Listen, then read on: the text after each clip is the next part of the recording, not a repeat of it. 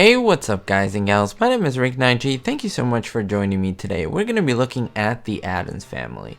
Now I have a few episodes on the Addams family. Go ahead and take a look at my playlist. I also cover other shows such as I Love Lucy, The Munsters, Gilligan's Island, and so much more. So go ahead and take a look. Now usually when I make videos about this, I talk about different characters or even different actors. But today we're not going to do that. We're going to talk about, well, I guess I can say that this is kind of a character, and that's the house itself. Not the exterior part of the house, but the interior. In fact, all of the props that made up this house, everything from the harpsichord to the couple bears that we see in the house, to that swordfish with the leg coming out of it, or the two-headed turtle. Such crazy items on the show. Now, whatever happened to all these things? Are they destroyed?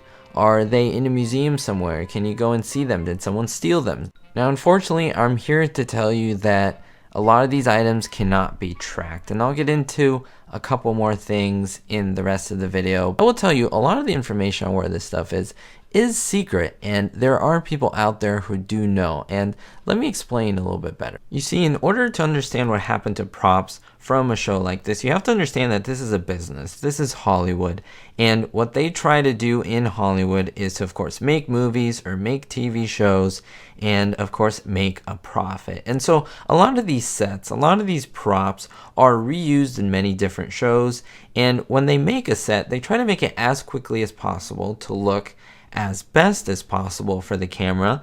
But if you want to tear that down and the next day film another show there, they could do that. And that's why these things are very easy to move around, and they're very manageable in that sense. As soon as a show ends, it is pretty much dismantled. The sets are pretty much ripped apart and sometimes destroyed. But for this show in particular, the dismantlers were studio executives. They were employees, they were visitors, and others who actually looted the Addams family soundstage. Could you believe this? This was pretty crazy because, of course, the show was canceled. And there is a bit of a recollection from a woman named Carol Henning. Now, she was working at Filmways Television during the mid-60s, and she co-wrote 2 Addams Family scripts with a few friends of hers who were also writers, and they had worked there as well. Now, she recalls that her, along with her team, were working on a 3rd script during the 2nd season of the show. Now, while they were doing this, the show was canceled. These are split-second decisions, and action is taken right away. Now, Carol remembers someone stealing all of the props from the set. Things like the funny lamps, the two-headed turtle. Those things, according to her, were all stolen. Now, somebody on the lot just basically raided and pillaged the set. Now, you may think, why did this happen to the Addams Family show in particular? Well, this is actually a fairly common occurrence, as I've stated before. So there were some people enough who were lucky to swipe fragments from this set, which was pretty remarkable in itself. And most likely, they passed them down amongst family members and collectors. Again, this is according to Carol.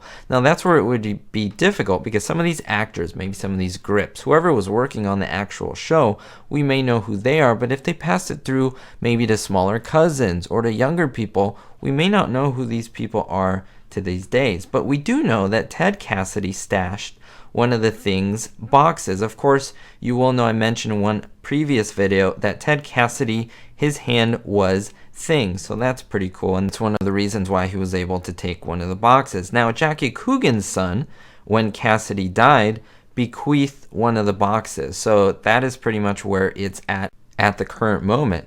Now, continuing with Jackie Coogan, he left the studio with his one and only Fester costume, and he stored it with mothballs until his widow sold it at a collector's auction years later. Now, the 9-foot-tall white polar bear that you see was recently housed at Bischoff's Taxidermy in downtown Burbank in Los Angeles, California. Original props and pieces still exist to this day, but many of them, and most of them, are tucked away in attics across the country. TV fans, people who are collectors, even myself, would kill for any one of these items. And, well, it's interesting to know that it's pretty much a secret where a lot of these are, but I did give you some examples of where 3 important ones are. I hope that was a little bit of consolation for you, but this is the world that we live in, guys and gals. This is Hollywood. So I hope you learned something in this video. Thank you so much for watching. I do appreciate it. We'll see you next time. Don't forget to stay positive, and most importantly, be hopeful.